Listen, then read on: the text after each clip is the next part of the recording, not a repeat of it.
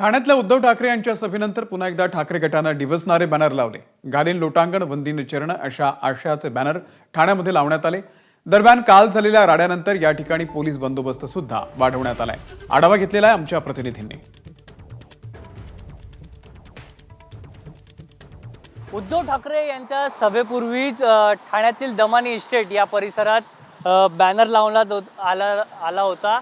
घालिंगोण टांगण वंदीन चरण अशा मजकूर लिहिलेला हा बॅनर आहे।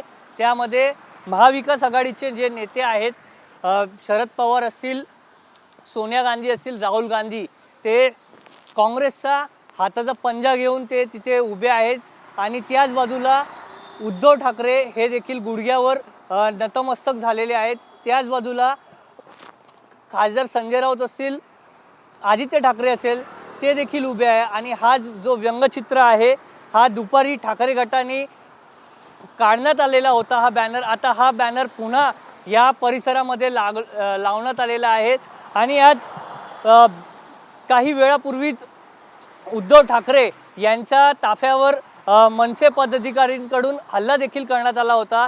त्यानंतर हे परिस्थिती पोलिसांनी हाताळल्यानंतर आता मनसे कार्यालयावर आणि जे बॅनरच्या इथे पोलीस बंदोबस्त देखील वाढवण्यात आलेला आहे। व्हिडिओ जर्नलिस्ट प्रशांत मानेसह हितेश पांचाळ, एबीपी माझा, ठाणे। एबीपी माझा, उघडा डोळे बघा नीट।